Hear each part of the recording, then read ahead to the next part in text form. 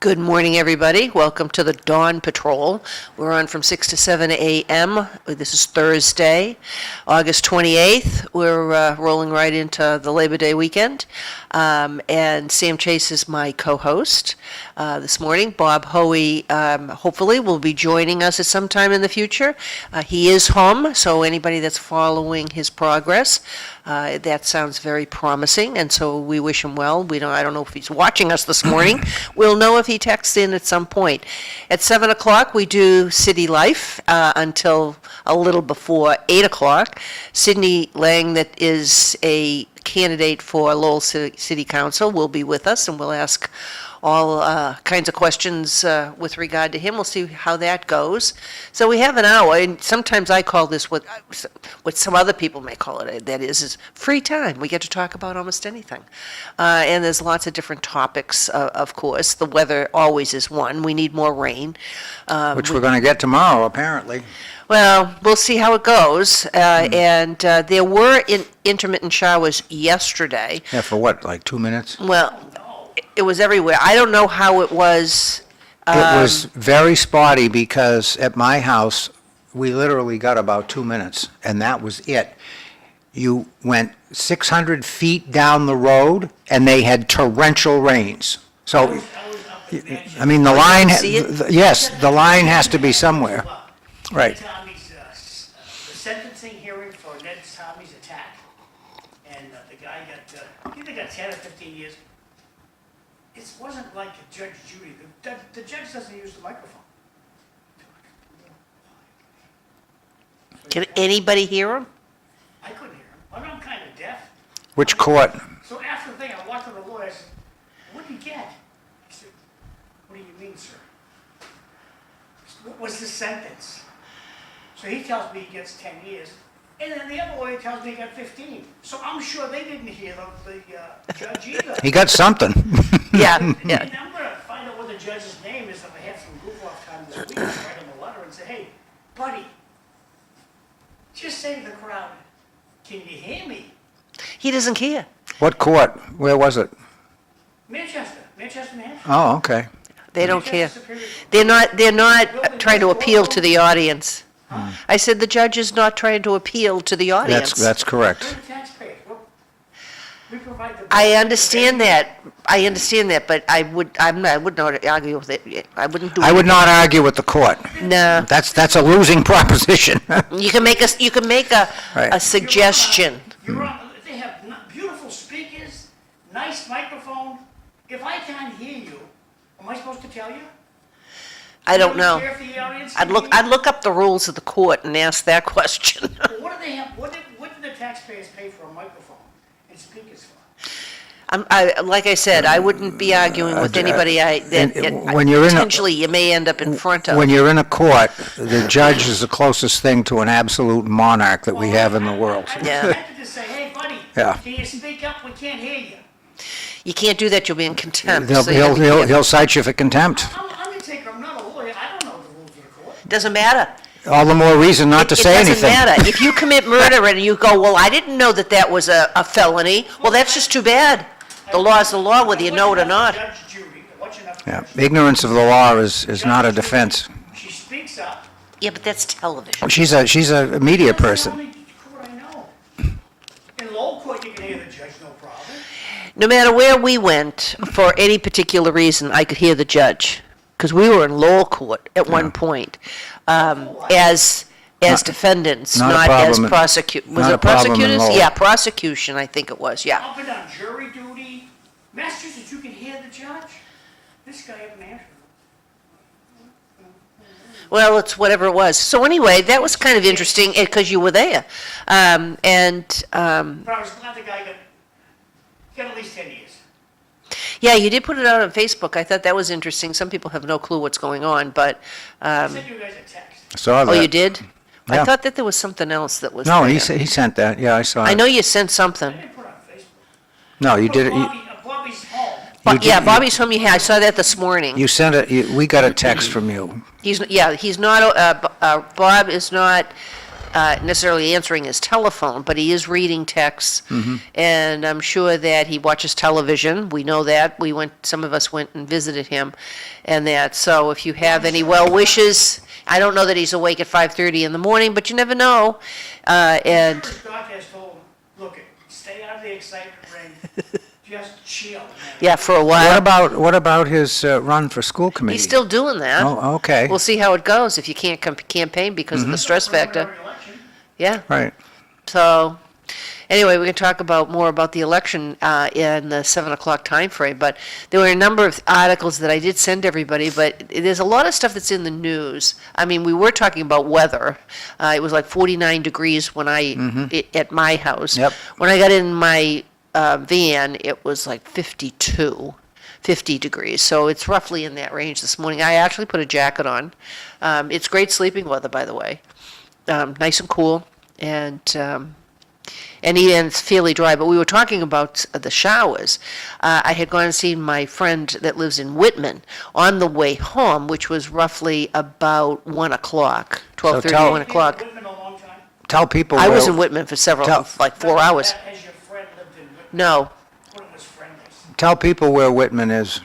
Not everybody knows. it's east of Brockton. Okay. It's in China. And, yeah, right. And then, Right from here. yes, it is. Yeah. It's almost an hour and a half. What do you do, go down 24? Yes. Yeah. Yes, Springfield. And then after that, then I went and I drove to see my mother in Littleton from Whitman. We know where Littleton is. Yes. Okay. And then from there, then I went back to my house and did a bunch of stuff. No, I had some other things some errands I had to do. So I eventually ended up back at my house, but it was a long day because I got up early to put one of my granddaughters on the bus, and a number of different things in that. So how did that work out? First day of school, did everybody? That was Tuesday. Did everybody get on the bus and get As to far school? as I'm aware. Okay, that's good. And then today, Glenn's going to get her on the bus and her sister and friend over to Neshoba. So he should be awake by now. Let's hope that he is. I'm going to check and see on my Well, cameras. I hope so, or else he's not going to be able to do it. Oh, that's true. Yeah, You guys warm, cold, comfortable? I'm fine. So far, I'm But okay. don't go by me, I'm having hot flashes. Fresh air. I got fresh air. No, I'm not having hot flashes. No, that's And I have That's part of flip-flop it. things on, too. That's part of the medication I'm on, so. Yeah, we'll talk later off camera. So anyway, like I said, there's a lot of stuff that's in the news. Obviously, yesterday there was a shooting in Minnesota. As I'm perusing through Facebook this morning to see whether or not there's anything local, okay? Somebody had. You mean post- local news? Yeah, local About the stuff. shooting? No, just local news. Oh, As I'm going okay. through All Facebook, right. I'm checking to see if there's anything, or there's flyers, or there's something that, maybe that Mm-hmm. is going to happen, it's going to be Labor Day weekend, is there Yeah. any special events? So I'm going through and I'm checking to see if there's anything out there, and there really wasn't. But I come across a post, and I thought to myself, this might be interesting. I didn't send it. But what it was it talked about the shooter in Minnesota. And it basically said that the bottom line was that it was an American citizen and it wasn't an illegal alien that did this. So I said, does that justify it or make it any better? It's kind of like when you take a look at somebody that's committing a crime, the first thought many people will have is, at least before all of this, are they black? It's not a racist comment, it's just, because there's so many other people, Well, because the media has, for years, has driven the narrative that you have to focus on that kind of thing. The only thing, the media was tickled, thinking, it was a white guy. Yeah. And then they find out he's trans. I can't say nothing now. Well, yeah, I understand that, and so, But they slammed the brakes on as soon as trans came into the picture. The shooter is not the media's preferred narrative personality. well, no, but it All right. didn't, but, So, at least as far as their narrative went, the person was not an illegal alien. And I'm looking at this Well, morning they saying to either are or myself, they does aren't. that justify this No. more? No. I mean, does this basically say to you, oh, good, the bottom it line. wasn't illegal, The it bottom was one of line ours? is, the bottom line is the person is mentally ill, okay? Well, to commit murder, To you me- have an To issue. me, that's the story. The person is mentally ill. And this isn't the first time Right. either. And then the question becomes whether or not, here's the conspiracy theories. One of them is that not the current FBI, but the old FBI would prey on individuals that had issues or that were borderline issues in order to fulfill whatever their goal was. So if somebody wants gun control, they're going to try to do mass shootings of children in order to promote or push that particular agenda. I'm not saying everybody does it. I'm not necessarily accusing anybody, but these are some of the thoughts that you do have, and I'm voicing some of those thoughts to see if we get anybody that comes back and says anything about it. So it's not accusatory, it's just, different thoughts as to why, because then you ask the question of the individual that shot Trump. Why didn't the FBI and Another everybody wacko. else that was involved, there were so many holes and mistakes. It's almost as if it was intentional. And when the general public, it's not just my opinion and observation, when the general public, sees all of these things, then they wonder whether or not there's a lot more going on than meets the eye. Nobody gets fired. No, I knew that. I understand. That wasn't my point. It was so badly, the helicopter hitting the jet craft, killing all those ice skaters from Boston. Nobody get fired. No corrective measures. And then when you get an administration, Terrible. and then when you get an administration like the Trump administration, who actually does fire people, everybody's up in arms that people are getting fired. You can fire me. Yeah, that's basically what's going on. The bottom line, let me talk about that for a minute because it bothers me. I spent 43 years in the private sector in corporate America, and I probably have fired over 3,000 or 4,000 people in my career.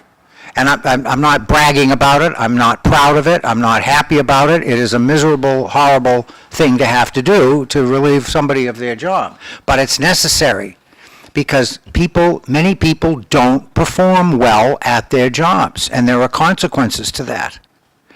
So you look, like John says, you look at government operations and nobody ever gets terminated. And as a person who spent many, many years in management, managing other people, I can tell you that most employees are not superstars. They're not. It's a median thing. Most people perform adequately. Some perform exceptionally, and some do not perform well at all, okay? And those are the folks that get terminated, or should get terminated, or have to get terminated in the private sector in a competitive market, because if you're competing with your competitors, you can't afford to carry people that are not productive, okay?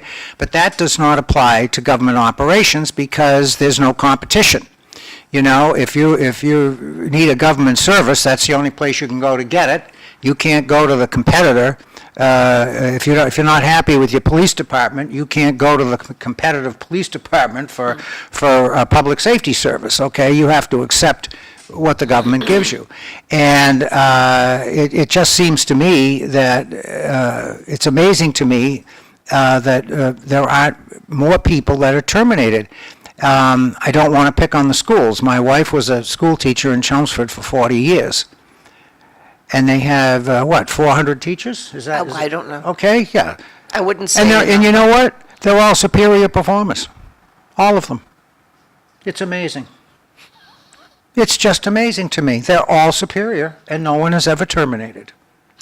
And I can tell you, out of 400 teachers, and the Chelmsford teachers as a group are very, very good. They're very qualified. I've lived in town for 46 years. My wife was a teacher, 2 children through the school system, grandchildren in the school system. Wonderful interaction with the teaching staff. I would say as a teaching staff, the Chelmsford staff is above average, you know, if you're comparing them with other communities in the state. But guess what? They're not all superstars either. Well, All when I right? taught school in one of the South Shore communities, Yeah. there was certain evaluations that you had to go through because I wasn't tenured. And when you're tenured, then you still go through evaluations, Right. except that it comes up a slightly different way of looking Yeah, at you. to your point, though, you're right. The non-tenured folks are treated a little differently. That's a little bit more of an objective Right, process. because you have to meet a certain criteria Right. after a 3-year time frame Correct. to be tenured. So there's several pages, and you have on the page, on the left-hand side, is a line where you would, the grading of it, you either have the check plus, the check minus, or there's numbers, I don't recall. This is like 50 years ago. And then, again, you have the comment that they're making an observation on how you're teaching. Now, your department head does it, the principal will does do it, it, and the superintendent of schools went around, and it was a he at the time, and he also would observe, or he'd be in and out. There were so many teachers and so many different things that he had to do. You know, he didn't stay the whole time. So that was how that worked at that point. And so then after you have this, then you sit down and you meet with the department head and you go over what it was that he observed. You see where you would have improvement.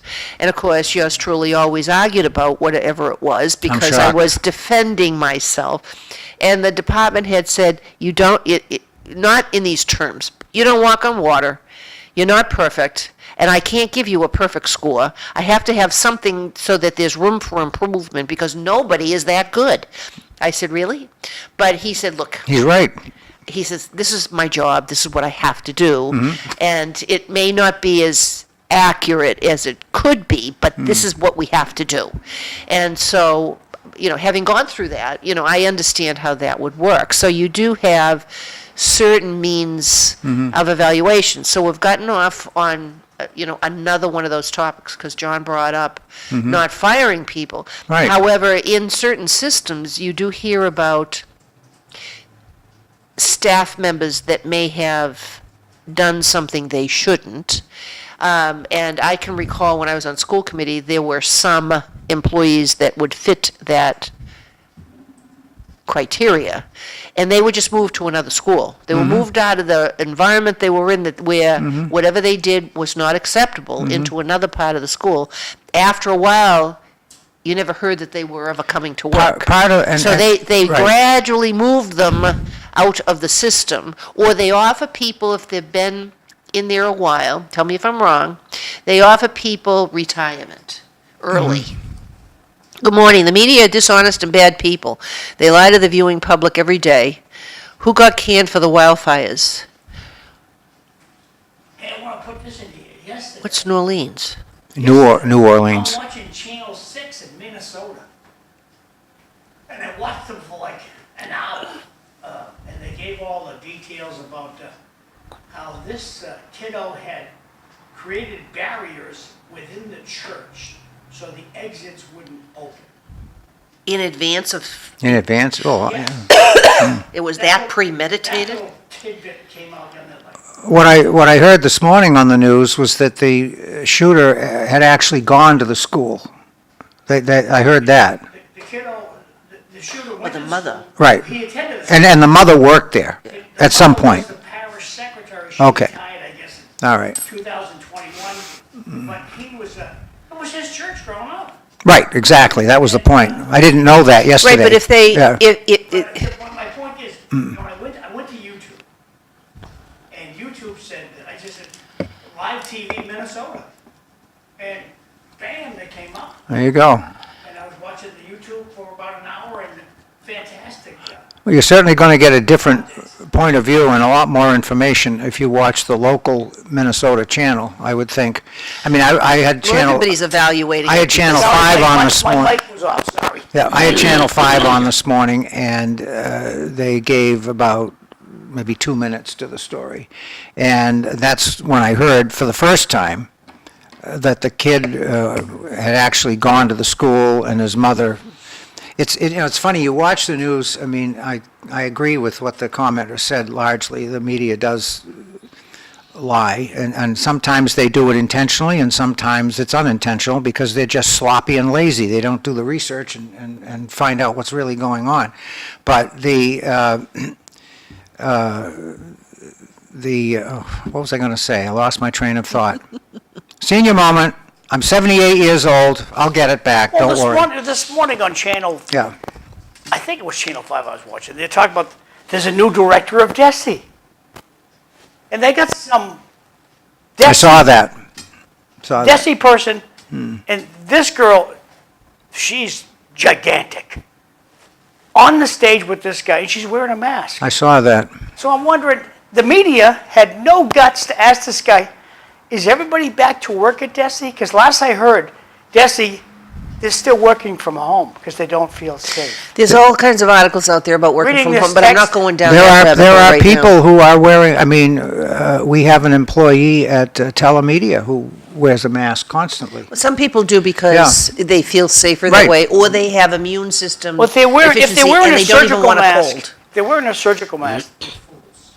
A surgical mask does nothing. No, most of the people that I see are wearing different kinds of masks. Yeah. The schools in this state are some of the worst performing in the country, but they all have jobs. Oh, I disagree. I'd like to know. I disagree with that. I'd like to know the data that would support that, because all data usually points to the fact that if Massachusetts was its own country, would be number one. Right, the Massachusetts schools. I mean, I'm It's sure been that consistent. I'm sure there are poor.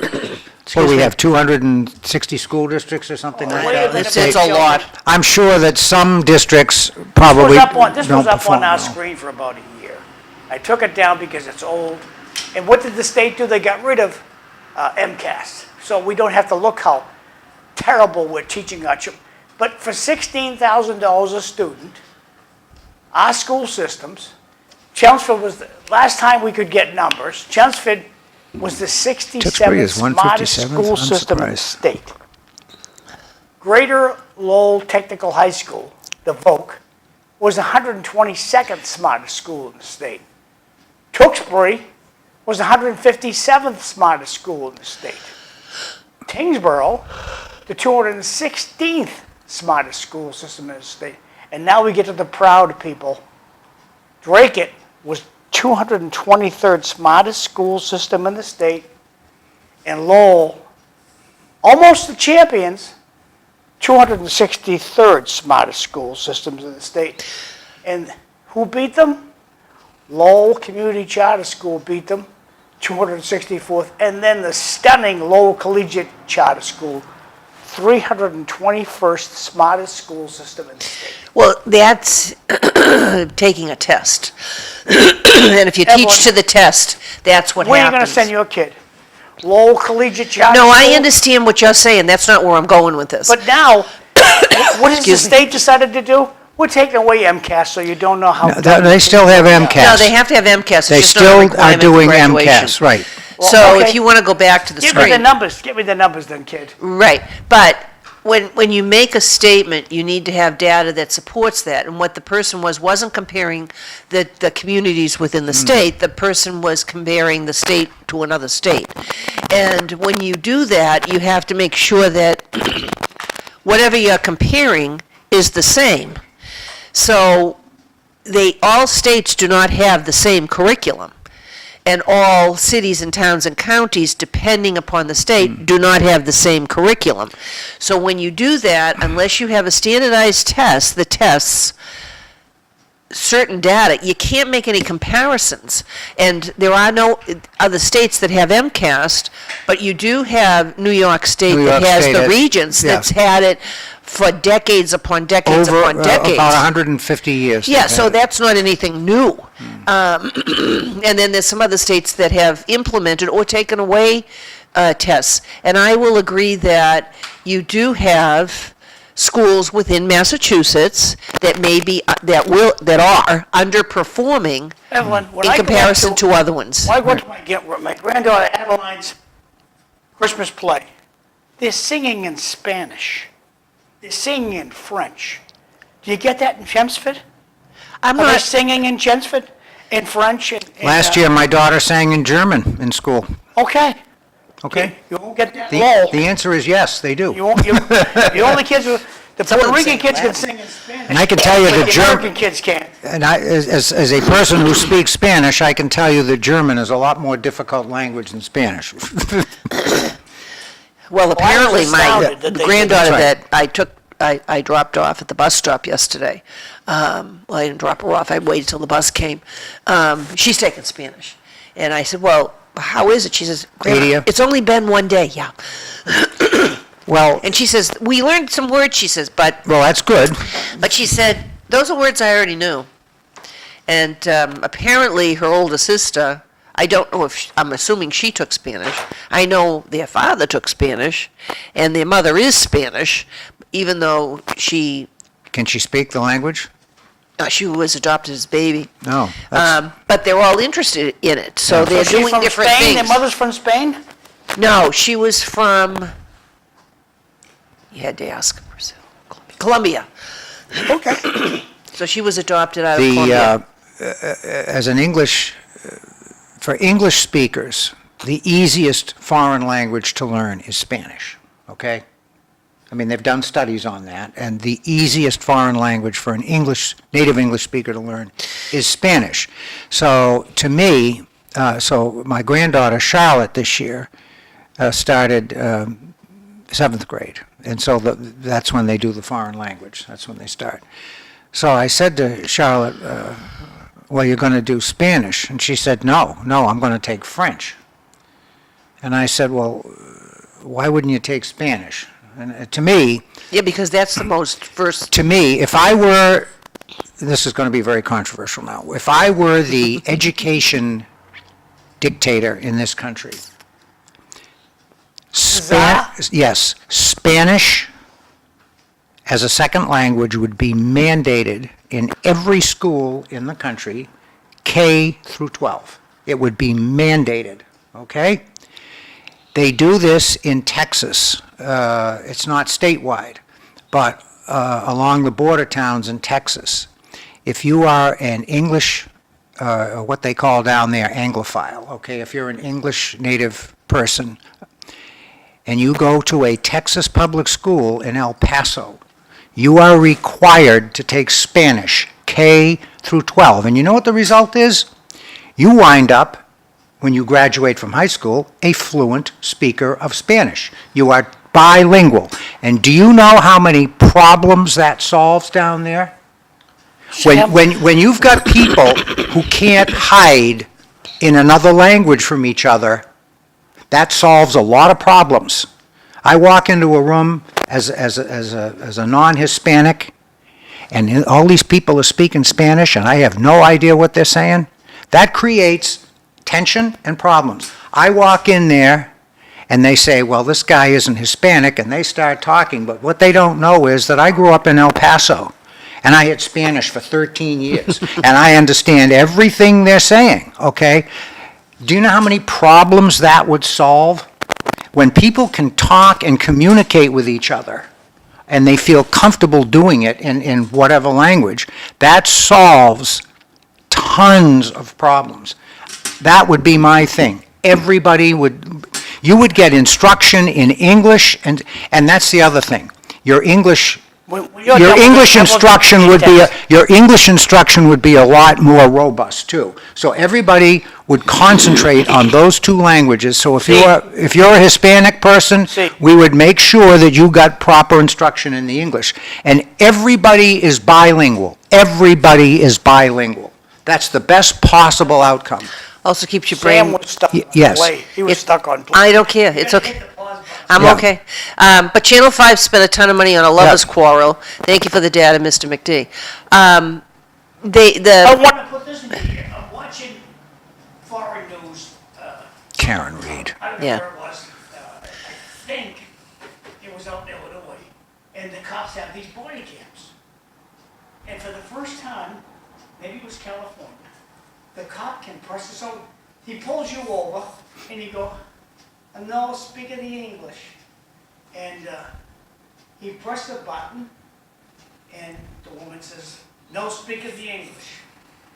And the body cam says, "I detect that's Vietnamese. Would you like me to ask this person?" There you go. The cop says in English, "I pulled you over for speeding. I need your paperwork, your license and your registration, please." And then the thing repeats, it repeats Yeah. back, "I'm going to say this." Yes. He says, and then in Vietnamese, the cop's body cam is talking to this girl. And what's the look on her face when she hears that? Yeah, you gotta be kidding me. Yeah. So I thought that was a really cool thing, and No. it begs the question, do the local cops have that feature on their body? Well, even if they don't have it on a body cam, they can have it on a phone. As you probably Yeah, know, that's there's true.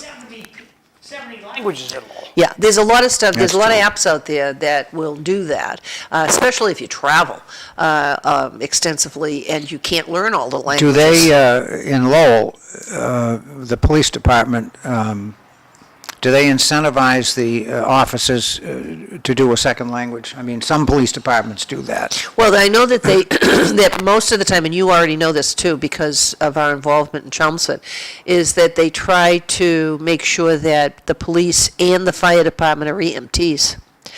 So they do that, but I don't know that they're pushing anything Well- because we really don't have a high number. It's a requirement for the firefighters. They have to be EMTs.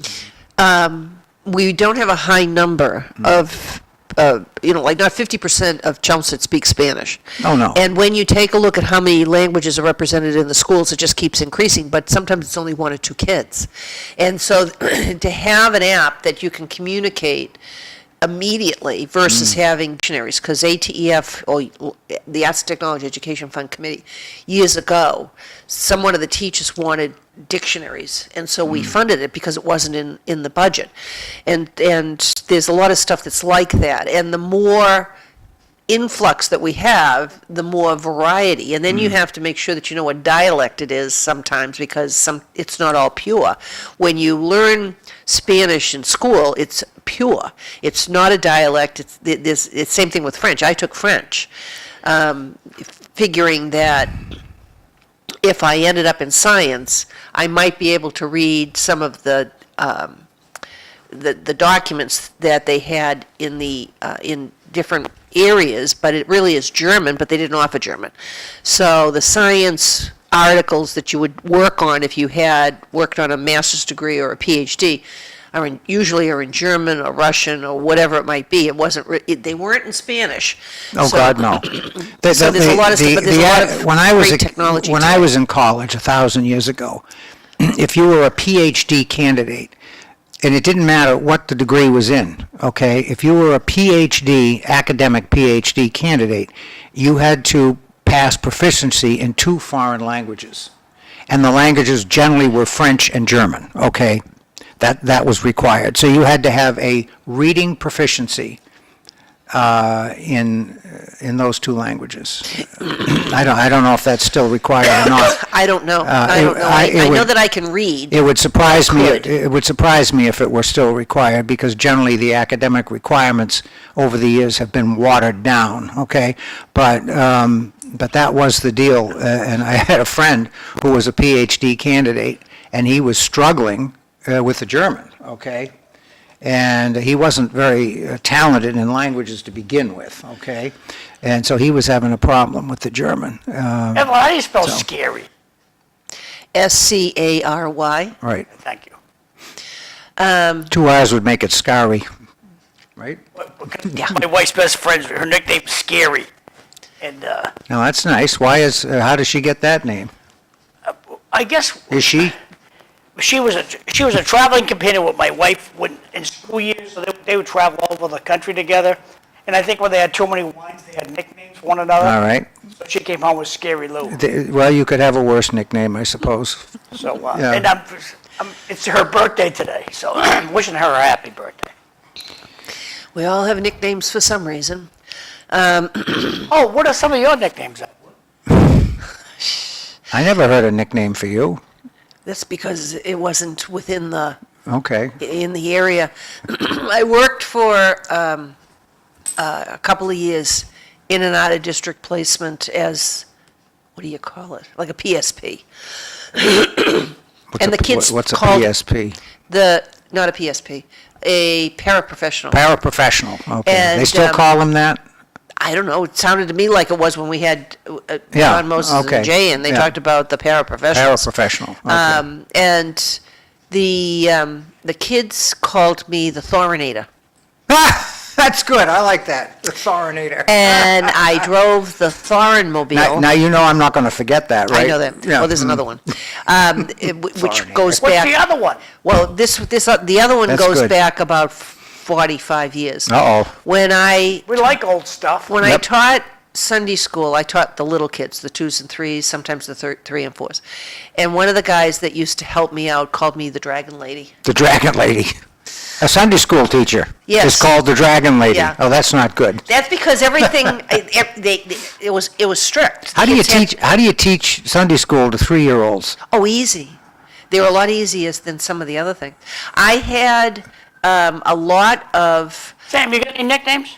11 by 14 pictures. Well, when I was a kid, I was overweight, so you can imagine the nicknames I had back then. I was never overweight. I am now. I was. I was pretty hefty until high school. So, So you asked me, how do I teach 2 and 3-year-olds? yeah.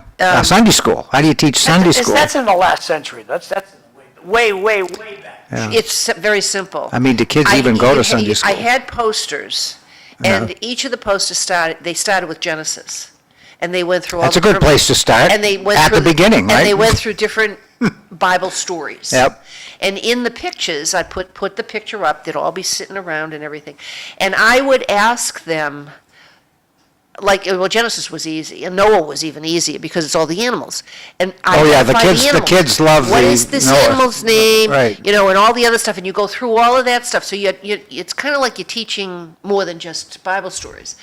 And so that's how you teach, you know, like with Adam and Eve, you didn't go into anything really deep. There were these two people, you know, what kind of a fruit is this? And some kid would always say an apple, you know, and what That's is good. this? Oh, that's a snake, you know, and then you kind of, it's like what do you want to call it? It's like a helicopter versus being on the ground. You know, you're not a ground troop here, you're in the air, looking down, you know, or an overview of what it is that's going on.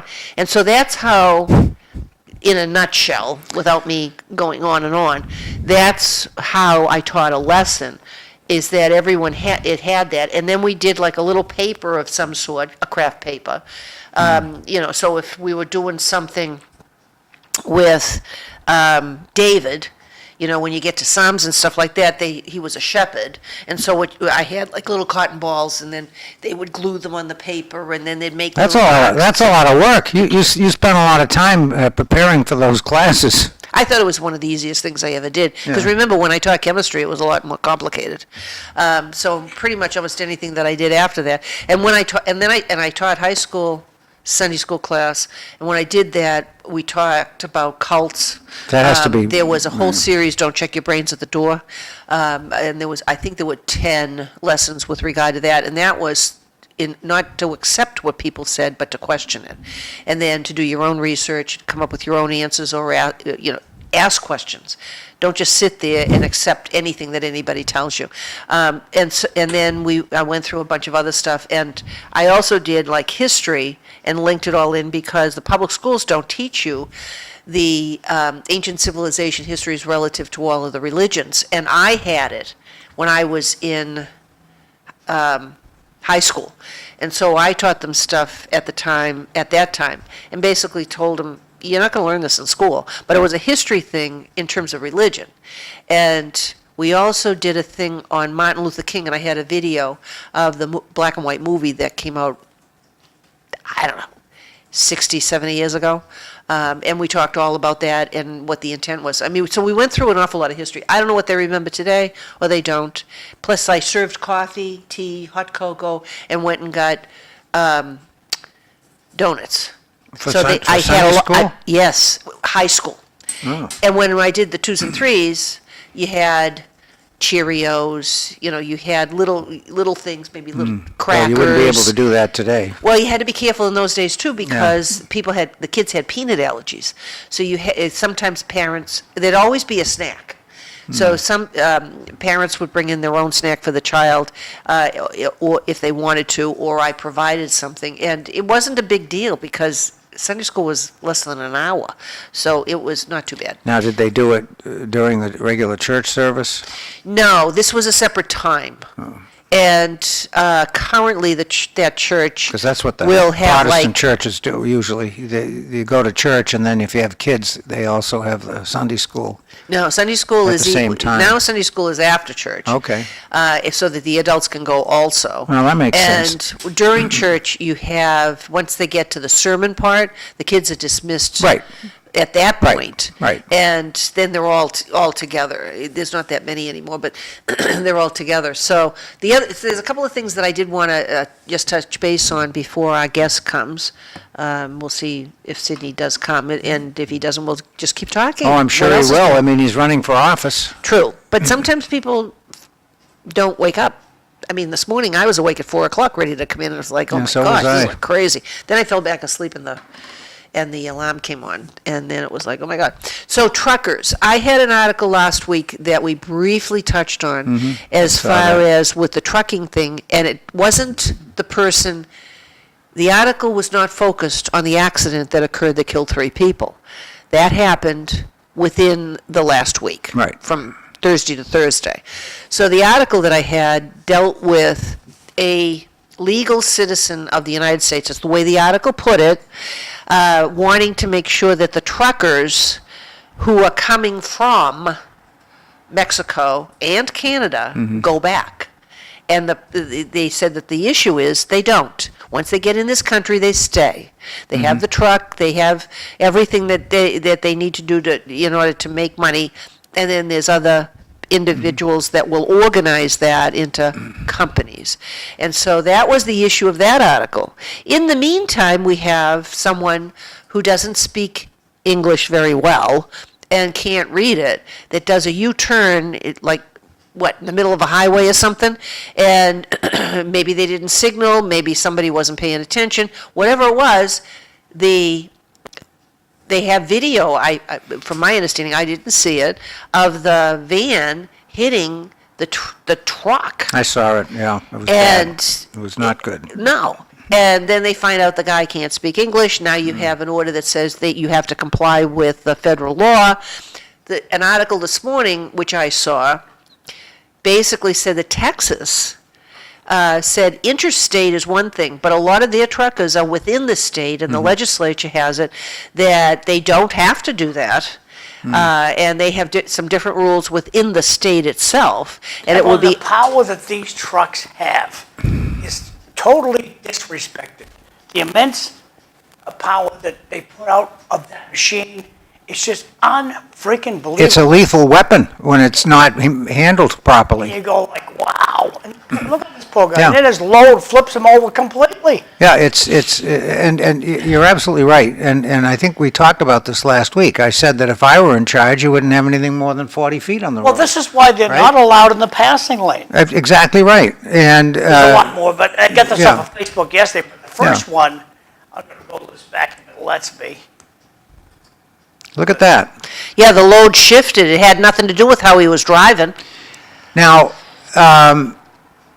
But just to be that powerful and the thing still rolls. they estimate on the commercial vehicles, the trucks, they estimate at any given point in time, 60% of your commercial vehicles on the highway are overloaded. Okay, they're over their capacity. So what you're seeing in these videos, when the truck is overloaded, it makes it even more susceptible to rolling over and so forth. Look at that. He hit a What did he wire on the do? ground. Unbelievable. Oh. Unbelievable. So, the other statistic that I saw a couple of weeks ago, and this is just in Massachusetts, okay? So you think, well, Massachusetts doesn't have the same problems as Texas would and so forth. They estimate that about 20% of the truck drivers in Massachusetts Go ahead. are unable, I'm gonna let it keep going until it's done. they estimate about 20% of CDL holders in Massachusetts are unable to pass a basic reading test, okay? And about 20 years ago, it was a big scandal. The Turnpike Authority did a study, and they found that many of these truck drivers couldn't read. And so they tried to get the state to have their licenses revoked. And that was a big issue, and they weren't doing it and so forth. But, you know, to me, you have to at least be able to read in order to drive. You got to be able to read the road signs. Just Yeah. the power that's built into these vehicles, just amazing. Yeah. See, that's a 53-footer. Too long, too dangerous. Well, there's a lot of things out there that never Yep. should happen, and people should be, I do a lot of driving, and I do a lot of highway driving. And there's a lot of people out there. That shouldn't I be don't know driving. where their head is. They shouldn't be I driving. don't know how they ever learned how to drive. But when I watch what's going on, they're in a video game. And they're cutting people off left and right. They're not getting very far. I don't understand why they think they can get very far. And they try to cut trucks off. And what they don't, does anybody understand that it takes a lot more to stop a truck than it does a Yeah. car We because need- of the we need to- momentum we need to behind teach. it? We need to teach basic physics here, okay? Well, that's what that is. Yeah, and I mean, well, that was always my complaint about the SUVs, the four-wheel drives, and so, you know, people buy these four-wheel drives and they think it makes them invincible on the road. Well, especially Yes, on ice. it's a lot better for traction, but you can't stop any better in a four-wheel drive No, and a lot of vehicle. people want Right. to go to the four-wheel drive and then in snow and ice. Yeah. But you can't stop on ice regardless of what I- you've got I unless you've just- got spikes on your Just tires. said that. The four-wheel drive does not make you stop any better. So don't think that you are invincible. The whole thing is crazy Yeah. in terms of what people think. Well, they and don't teach, think. they don't teach, again, and I know I'm in the extreme minority here, but one thing the Europeans, the Western Europeans do better than we do as Americans is their driving, their teaching of driving, okay? More than 50% of Americans, if they went to England, they would not be able to get a driver's license in England. Because first of they all, would not be able to pass the requirements because it's a lot stricter. Well, you do know, because, I mean, Yeah. we're all aware of the highways that they have. You can drive really fast. And if you're not going like 70 miles an hour, you have to be in the right lane because. Or in the they're- left lane in England. Well, it depends, true. You know what I'm saying. Right. You have to be in the correct Correct lane, the lane. slow lane. Right. Going 70, because you never know if the guy, the Maserati Yeah. that you can't see is doing 150 behind you. You're right. We're They, gonna do these three texts, and then Sidney Liang's at the door, he's here, we're gonna roll on it, baby. well, there you go. He's So, here. Evelyn, this is your nickname, Baked Goody Lady. There you go.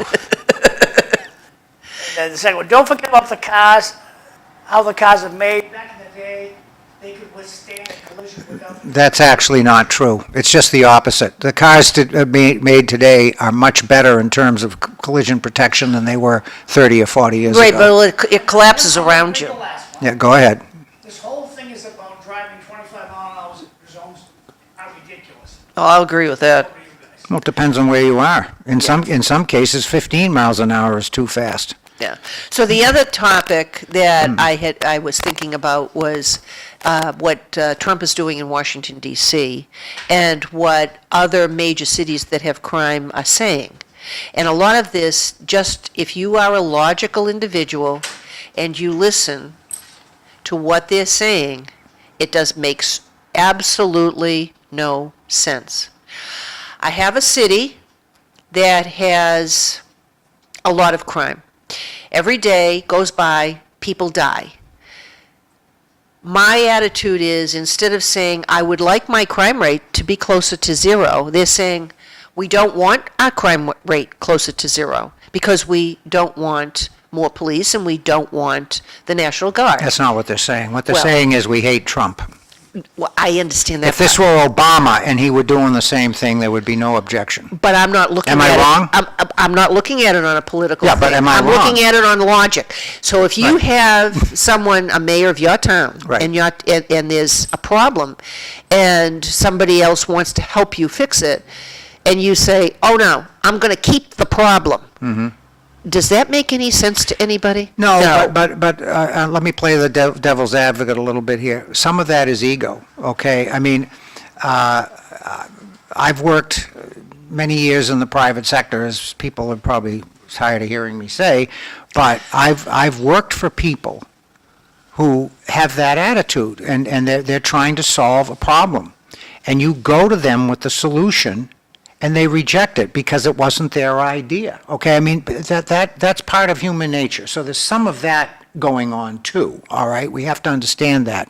I'm the mayor of a city, I've got a huge ego, and I'm not going to have somebody else tell me how to run the operation. Well- Okay, and so that overshadows the problem, which is the crime. So I agree with you 100%. If I'm running a city and I'm having trouble, and somebody comes to me and they're offering me help or a solution, I don't care who they are. I'm going to take it, all right? I am, because I want the problem solved. But some people just can't do that. Their egos are too big. They won't allow that. And then you add in the additional problem is they hate Trump, okay? It has nothing to do with what's going on. You know, not only am I not going to take your suggestion because I don't want to take anybody's suggestion, but I am doubly not taking your suggestion because you're Trump, okay? And I think that's a lot of it. Well, it's Just my unfortunate opinion. because Yeah. if you were elected Right. to a position to protect the Hmm. people that elected you, why aren't you going to Yeah. protect them? And you should. And the other part of the argument that bothers me, and again, I understand all the argument about the deployment of federal troops and so forth, and you can make the argument because the National Guard is a little bit different. But what people need to understand is that the guardsmen are not performing law enforcement duty, okay? What is happening is they are being positioned in these cities, okay, and they're a deterrent force. And the fact that they are occupying a certain area as a show of presence and force means that the police officers who would normally be deployed to those areas now can be reassigned to the higher crime areas. That's really, the Guard are not going around and acting as policemen, is what I'm trying to say. That's not happening because they don't have the training to do it, unless they've been trained as military police. They don't generally have the training to do that, and so they don't. So they're backstoppers, and the deployment Well, of they're the a Guard, presence. they're a presence. The deployment of the Guard allows the police to be more strategically deployed to areas that are higher crime. So that's really what's happening, okay? Now, you do have some governors that are welcoming it because they Right. do have, they're red states, but they do have Well, cities. Memphis has an extremely high, But they have Crime rate. the cities Right. who have blue governors, blue mayors. yeah, most of them are. And a Most of lot of are them are going, you Democrats. know, we really want our citizens to be safe. So they put aside their ego, if you want to use that term. They put aside, They you know, should. who's going to get credit for something, and Right. basically say, I'm going to work with you because the safety of our citizens is very, very important to us, and they're not doing that. Now, the other thought I had, because we only have a couple of minutes left before 7, just to put it out there, is if you only had American citizens voting, do you believe that we would have more Republicans elected? When you take a look at California and some of the other states, there are people who are non-citizens that vote. How many? What's the percentage? I can't answer that question. But I they never heard did, of such a they thing. did say that, and Where? if they didn't have non-citizens, why are they against voter identification? Yeah, but where are these citizens voting? They're voting in elections. You're saying illegal aliens are voting in what Well, state? if they have, so when you get a license, No, you register to but vote. What state? oh, I'm looking at, like California, the possibility of New York. So California, you can vote in a presidential election if you're not a citizen. No, you cannot. You're not supposed to. It doesn't mean that you aren't. So the only way that I can believe that they don't want voter identification is that they don't want people, they want people that are not citizens or do not have identification voting, because they're part of the census, they're part of whatever it is, however it is that they got them on the roll. Well, I had a Democratic friend bring up a very good point to me, and he reminded me of the Boston Tea Party. Why did we have the Boston Tea Party? Taxation without representation. Everybody who buys gasoline pays taxes. Why can't they- Federal and state. Why can't they vote? They're paying taxes. That's taxation without representation. And my Democratic friend, that was a very good point stuck in my head. He's right, we're wrong. Well, You're that's if paying you'd like to ta- go well, back, I'm paying would you like to taxes. go back to the Tea Party and all the other If stuff I, that happened if I, with them? if I move to I'm France, paying taxes, I should be able to okay, vote. so I'm getting a fellowship to go study at the Sorbonne University in Paris, and I'm going to move to France for a whole year. And during that year, I'm going to pay a lot of taxes to the French government. Should I be allowed to vote in their Yes. elections? No, I disagree with you. No, I don't think so. Yeah, the And impact you of your shouldn't have vote. to pay taxes. Why should I pay for something I can't use? What do you pay for you can't use, Sam? What do I pay for that I can't use? Correct. Well, right now, my taxes pay for A education. lot I of don't have things, a children in lot the of things. system. Yeah, but you have grandchildren. Yeah, but Last text for this period, we're going to go to Only break. so many. Sydney's here, so we're going to move Sydney in there. And so this comes back when we're talking about cars. No. I'm sorry, the texts are coming through a little weird. It's Well, going to guess Labor Day weekend. I don't know what the problem is. Only airbags, but even those are dangerous. I owned a 72 Caddy, good car, that if in a collision with a small car, I'm going to win. And that's absolutely true, because the Caddy, that's basic it's a physics. 72 That's Caddy, too. basic It's physics. bigger. The bigger vehicle will come out better. But I'm sorry, it isn't just airbags. The cars that are made today have tons of other designed-in features. One of the first things they did starting in 1967, federal law mandated collapsible steering columns. So if you have a 1966 something or other, you're going to get impaled by your steering column. In 67, the column is designed to collapse with force. That's one example. okay, so let's hold that Right. thought. 7 o'clock. Don't argue with me about cars. I I'm know not about arguing. cars. Oh, we already blew through the break. Right. Oh, we blew through That's the break. right. You blew Well, through we the do break, have, Sam. Right. You got to watch the clock, baby. We'll be back.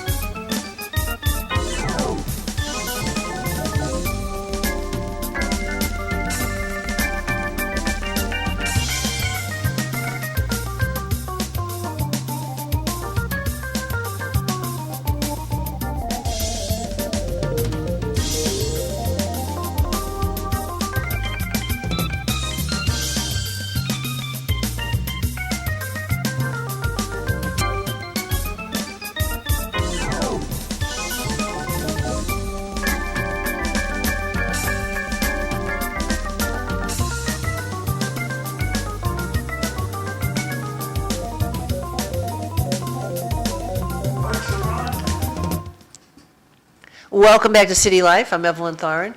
I'm your host up until about 7:59 and 29 seconds. Sam Chase is my co-host this morning.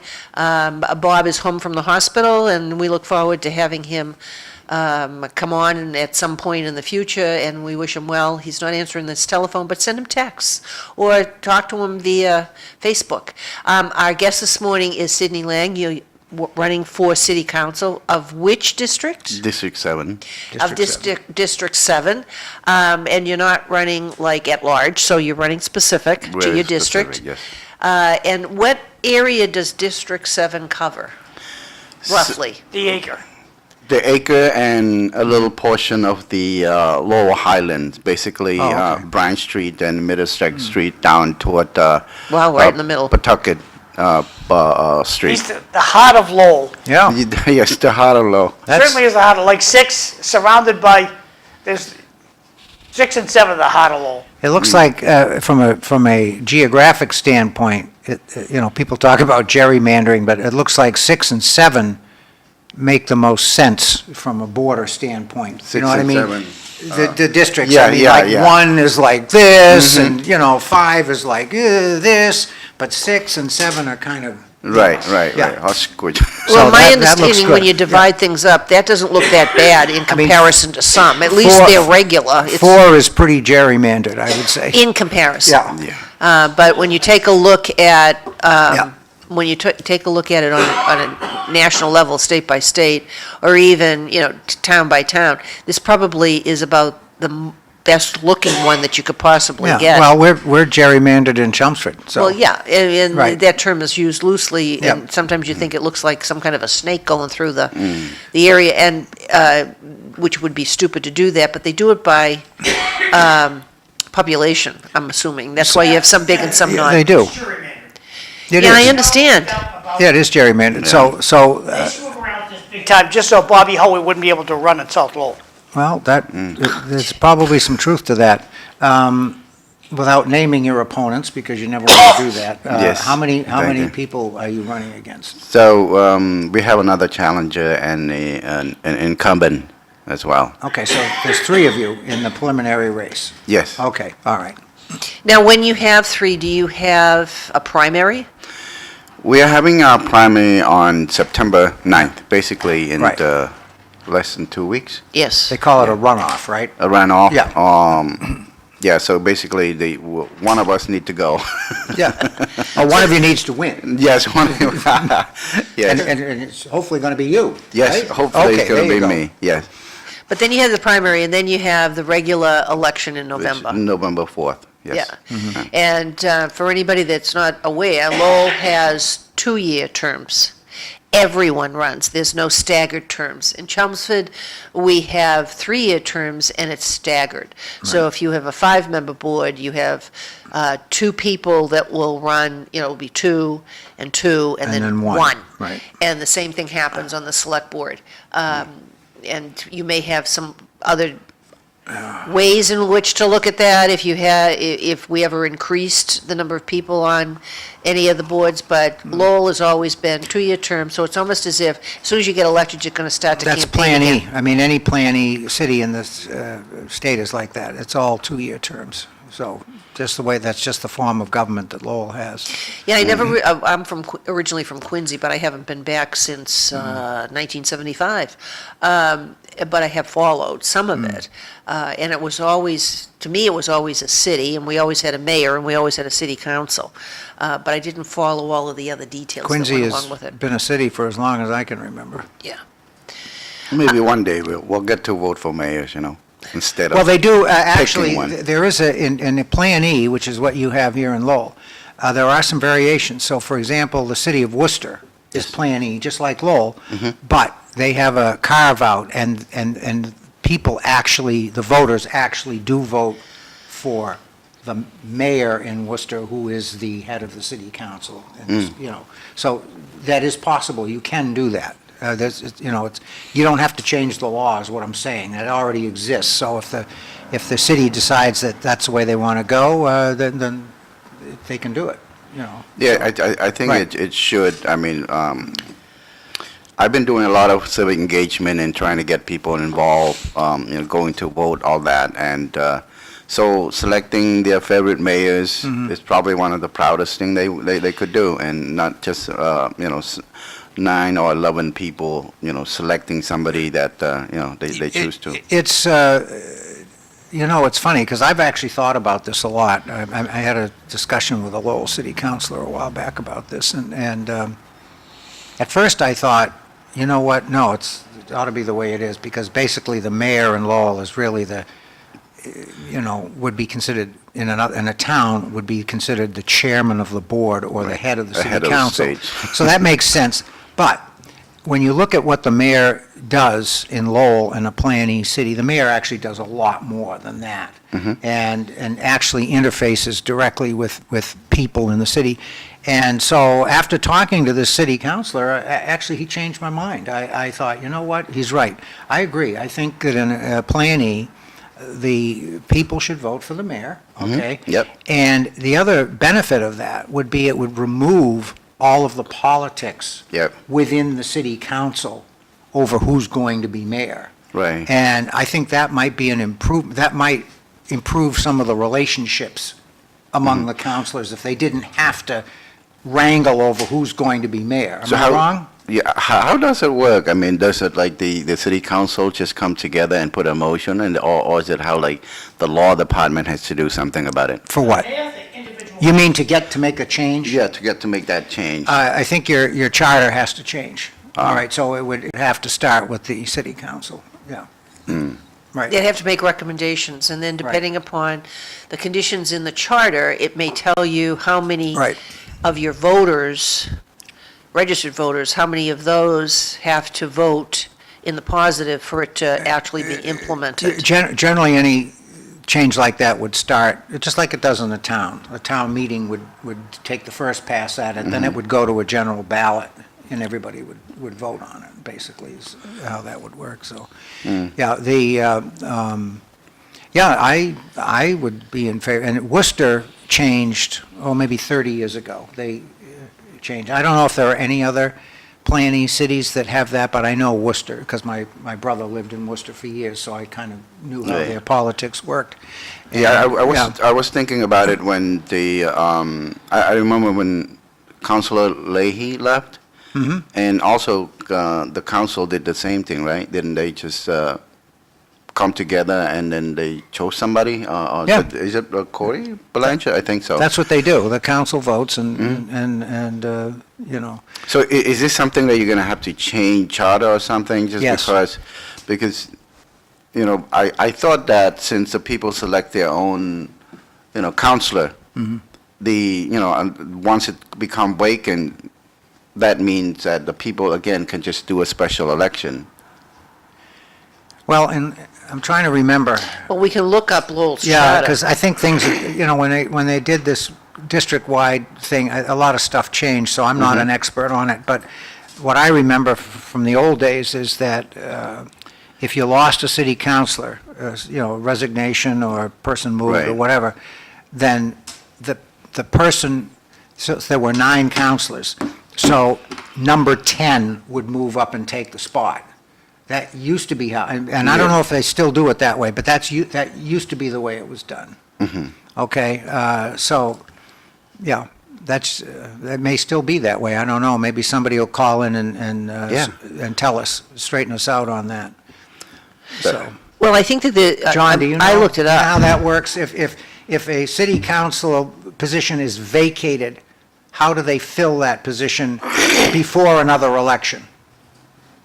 What doesn't happen is they don't engage their lawyer. They sit there and they decide amongst themselves, and the lawyer just keeps his mouth shut. And what happened with the last time was, frankly, I didn't think there was enough time to have an election. It's a waste of money. Corey was going to walk away with it anyway. So why waste 60 grand? Let Tommy Golden go buy a couple of park benches for somebody, have a ribbon cutting for them. But I just didn't see I think Corey was a good choice, But I remember. but in the it's up old- to the council, but it should be put over to the election commission office. On the old days. But when they don't. in the old days, when they had 9 counselors, vacancy occurred, they elevated the 10th person that came in on the race, the first guy who lost. That person would automatically, they don't do that anymore? That's changed?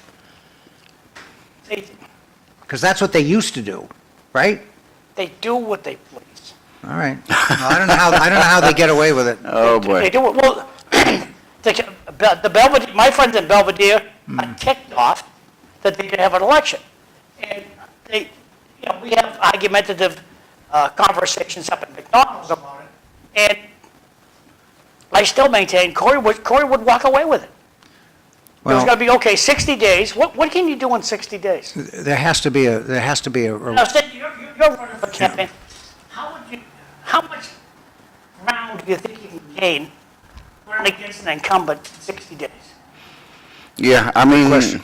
yeah, it's, I understand, and I also understand that, Corey probably walk away with it, but the precedent that they put in terms of like, okay, we set this, the council has, decided this, so what happened if another councilor just like, resign or move to someplace? So they're gonna do the same thing where I'm like, hey, last time we did this, so let's get together and, select Mr. X onto, to fill that.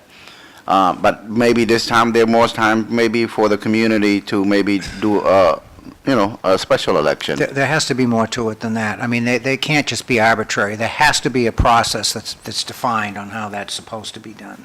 Now, whether they do it or not is another question, but there has to be something in place. The charter is 25 pages Yeah. online. All right, well, I'll check, when I go home, I'll research. And I'm trying to see if I can I'll find out. scroll through. Yeah. But it covers a lot, and the answer to your question is going to be in there. Of course it is. It's a question for us Here's what as this- to, can I find it quickly? Here's how they're supposed to do it, right, exactly. Right. Anyway, what you could do would be to talk about how is your campaign going? Right, And yeah. how many doors have you knocked on, and what kind of questions are How out many there? babies have you kissed? And what's So we'll turn it over to you, and what I'll do is I'm going to It's, see if I can quickly read and see if the Right, answer is right. here. Well, there's, again, so when I started this in June, I thought it was probably, a little bit the same thing as I was working in the community as a community worker or community advocate. But, you just changed the title and everything just flipped.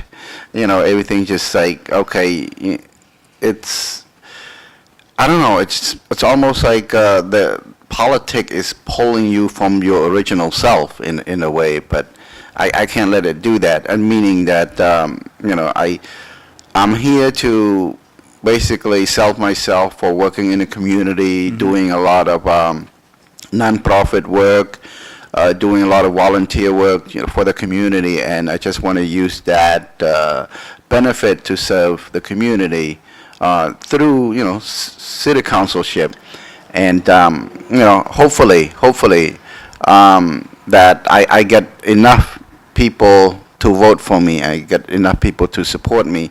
One thing for sure, though, not so many people opening their doors.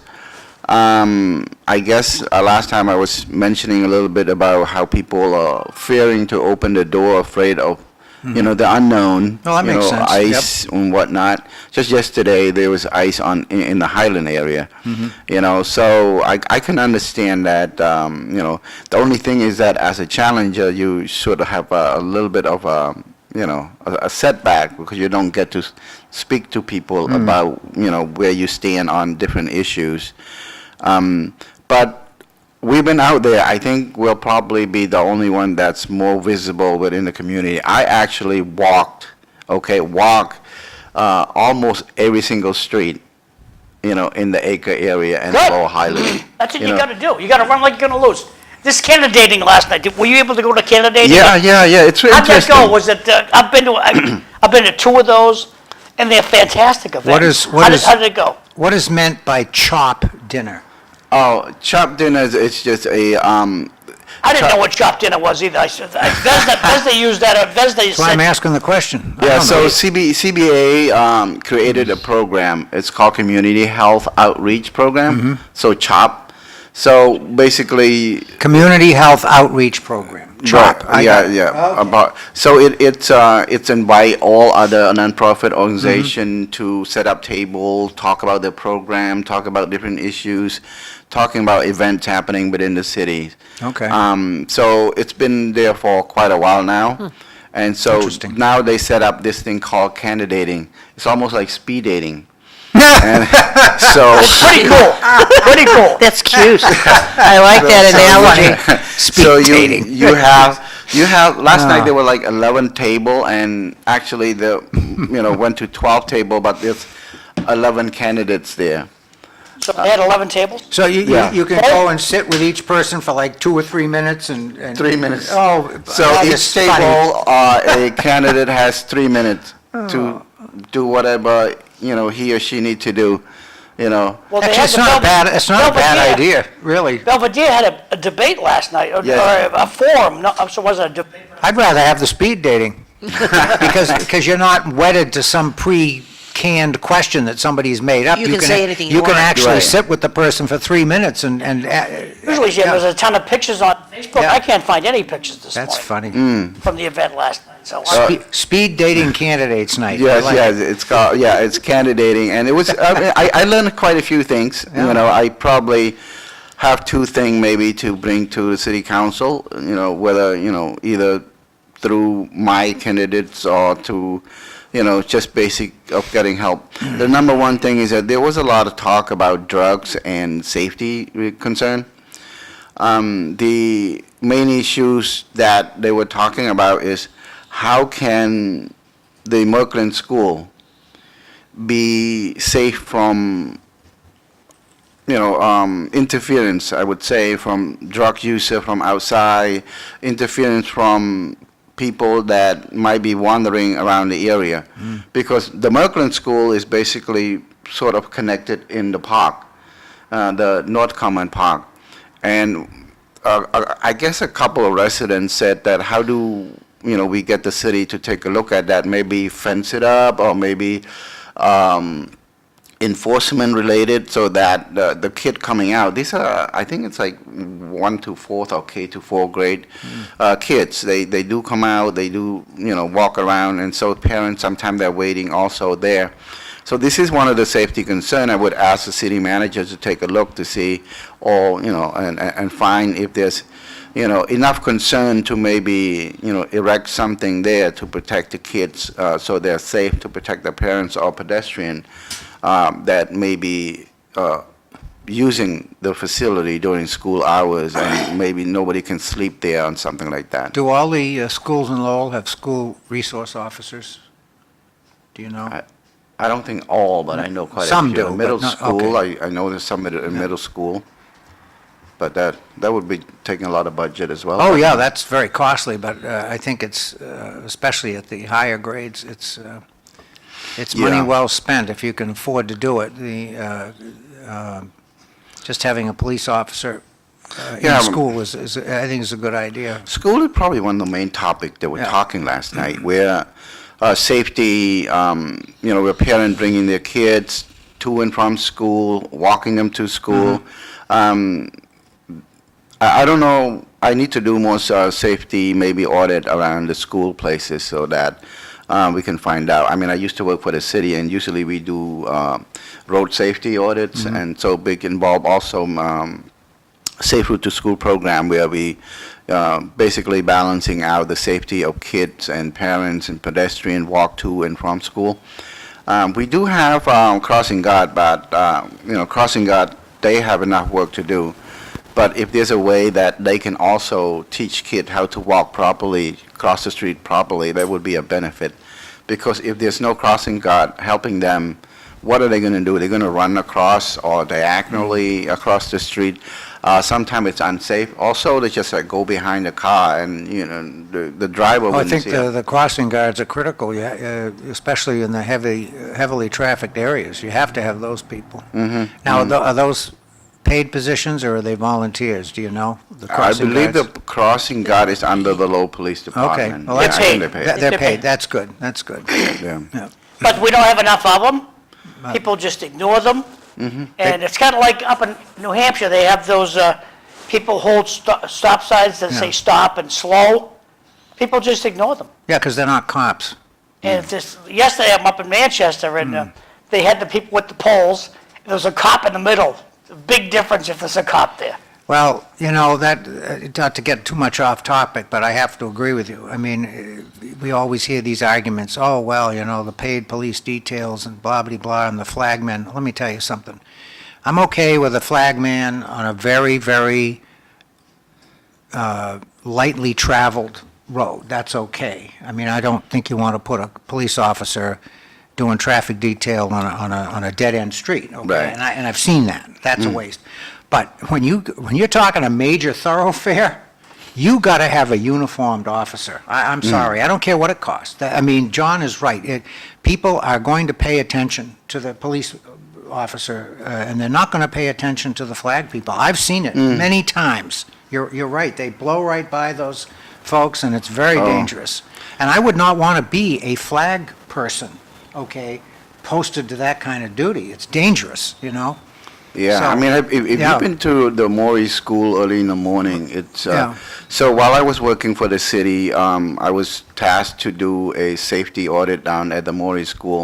Early in the morning at like 6:30, 7 o'clock, you just, you would stand by I think Wilder and Shaw. Traffic Street. is brutal at that point. Yeah, it's like, Yeah. especially when parents drop their kid off. Yep. And suddenly they just speed toward the low connector. It's unbelievable. And I mean, like, they need to make sure that other kids are safe too, not to make sure, and not just your kid being dropped off, and then you're all set and you just speed, zoom, through that street, because it's a lot of, walking people there. And so therefore, they need to, make sure that, Now, there should be a lot of work that needed to be done, especially safety with kids and improving their, physical and mental health. do they charge, in Lowell, does Lowell charge a bus fee for riding a school bus? Don't know. Okay. I mean, That would be online. You want me to look it up? yeah, look that up. I mean, because that factors in. I mean, I know in Chelmsford, I'm just blown away by the number of parents that take their children to school and pick them up, and the kids are not riding the bus. But then you understand that Chelmsford has a bus fee. Okay, so they charge money for that. So I get that. But it's I'm just, assuming Lowell doesn't. I'm going to guess that they don't. Right. I think you have to live like in a certain distance. Well, they from the can't charge, school. by state law, you can't be charged if you're more than 2 miles from the school. They have to make it free. But if you're within the 2 miles, the municipality is allowed to levy a bus fee. So I'm going to guess in Lowell, it's probably free. I mean, Lowell gets most of its budget from the state anyway. Right. Heavy into the state aid, so, So it's a lot of information here. yeah. It does not talk about specific bus fees for the school Okay. department. Anybody out there listening, please. Tell us yeah, whether they please, pay a fee chime or in not, here. yeah. But what it does say is the Lowell Transit Authority. Students in grade 9 through 12 at collegiate charter school pay a monthly fee, while fares for general riders were previously $1.25 for local rides, $1.85 for suburban routes. And it only talks about that particular charter school. And I'm assuming, which it doesn't talk, single monthly pass costs $25 for students without the LRTA pass, whatever that means. That's $25 a month, right? You Well, said it's- monthly. Yes, monthly Okay, pass is all right. $25. And then it talks about all the other stuff, but it does not talk about anything, because I asked, okay, so let me just, wait a minute, All right. let me be a little more specific. Well, while you look up that information, let's get back to Sidney and his campaign. So how's it looking? What's your general sense now of what's going to happen in this preliminary? So as a community worker, we actually saturated with a lot of information about me and our campaign. we put our signs out in all the different places. I know signs, Signs the don't vote, signs right. don't vote, but But- probably our sign will, Why not, you know? I mean, like, we got people who live all across the city who want our sign, actually call me, can we have one of your sign? I know. The signs don't vote, but it's a good indication of support. Right. And if people see a lot of signs, Mm-hmm. it helps you. Well, it Right. also works on your subconscious. Yeah, exactly right. One of the Yeah. things that I want to do also is that to tap into all the people who really did not want to vote. We encountered some folks who were like, oh, I don't want to vote during just the local election. I just want to vote for the federal election. I don't get that. That one I don't, It should be the opposite. Your local election is more important than your federal election. It's really hard. If Right. somebody know of a way to convince them, let me know, because I've been again and again. I'm not going to vote for local. I'm not going to vote for local. They just keep doing that, and Well, And then they get upset with the result, right? So, I mean. Well, it's you know, easy enough to explain to people that the federal government is not setting your tax rate for your real estate taxes. They're not And if- delivering your services. And they're not telling you what kind of, well, currently anyway, the police department, the fire department, and any of those services, and your health department, they're regulated, but it's all run locally Right. and run by your city council and your mayor. And the same thing with the school Your department. local politicians have more impact over your daily life than the state or the That's the federal state. politicians Yeah, do. and- Okay, so by that definition, your local election is the most important. Yeah, I mean, for people who's actually watching or listening out there, help me out, or help out, folks out who's doing the leadership. Just teaching our community that local election's important, civic engagement is really, really important. I understand that, sometimes it takes somebody in the community, whether it is at the church, whether it is at the temple, at the school level, at the community meeting level, to actually drip, because the acre in District 7, you all know that we have the lowest, people who went to vote last year. It was like, last cycle was 500 and something It people. was very small percentage. Very, very small. So there's need a lot of work. If you want to get something done in the acre, if you want to get something done in the district, you need to get out and vote. Now, because how convenient is it for people to vote? So do we have early voting this time around, or, thank you for asking. Early voting is starting this Saturday, Okay. 9 to 5. and it goes for at- how many days?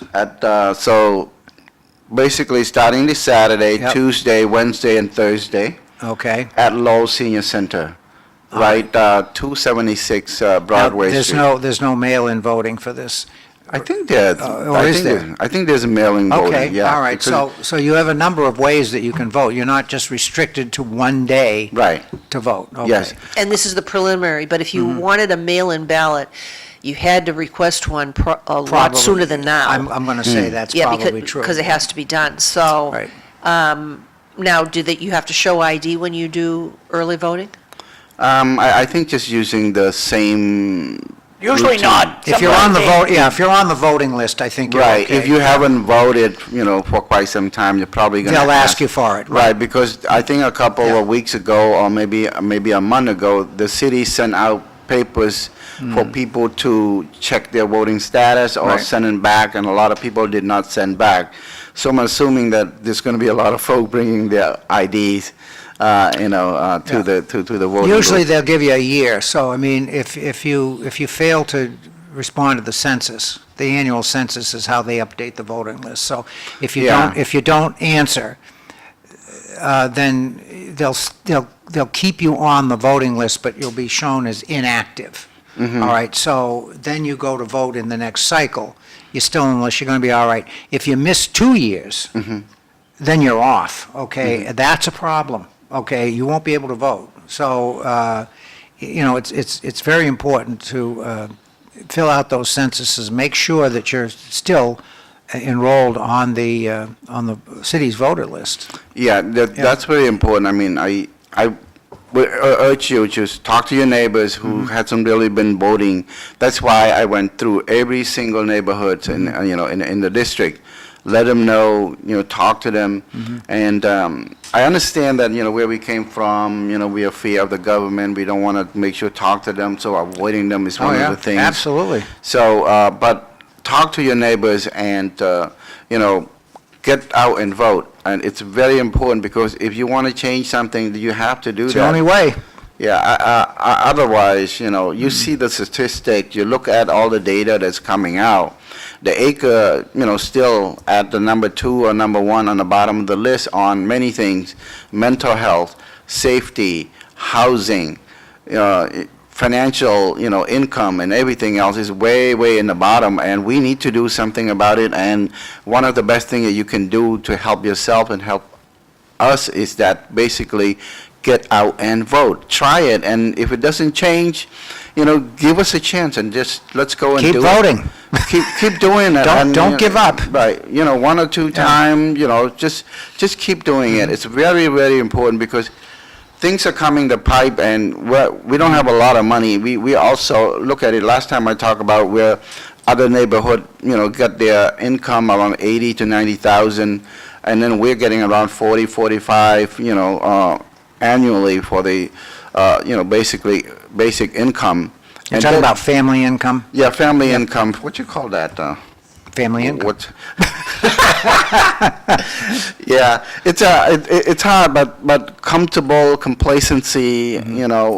Sometimes it's no good. Look at the place where your kid walk right now. I mean, last time I talked about houses being built in the acre, and I talking about that small park. I'm trying to do a research where was that park given to the city with the stipulation that nothing should be built on it, including school. So I don't know. I mean, there might be a Could research be. that I could, looking into. Yeah. Sidney, how do you feel about, Lowell's attitude right now is, we need more revenue, build more houses, we don't care about parking anymore. That's my takeaway from the way Golden's running this operation. The city council was talked into passing the MBTA rule, we don't need any parking. While out in delightful Drake, they said, you're gonna build here, you're gonna have 2 parking spaces per unit. I think that's the rule they adopted from the MBTA. That option was never given to our Lowell City Council. How do you feel about the city being able to build with no parking? I mean, where I live, I'm struggling with parking. Yeah. Especially during school year, during, the school semester coming back in. You're talking about you can't even park in front of your own house. You can't even, On the street, right? On the street. So, and, I mean, this sticker thing, that's another story where we probably need to talk about, but parking has always been, a big issue. So do you think it's okay to let them build with no parking? No.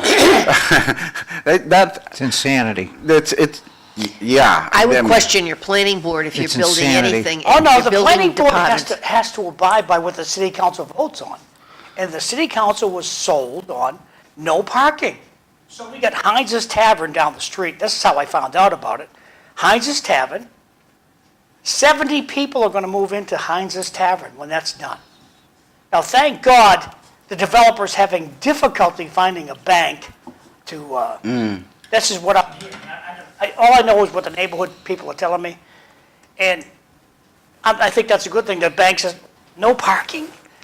No, we're not going to finance this. No, that's part of what the bank is supposed to do. They're supposed to do their due diligence and look at the overall feasibility and viability of the project. And if you're going to build, have a thing for 70 residents And no and parking. there's no parking. That's like stupid. There's no way in the world I'd ever invest I in a got 2 situation more things I want to like hit Sidney on, okay? that. Yeah. We got to pay for parking until 8 PM in downtown Lowell. How do you feel about that? I hope somebody's listening in the 8 parking p.m. department.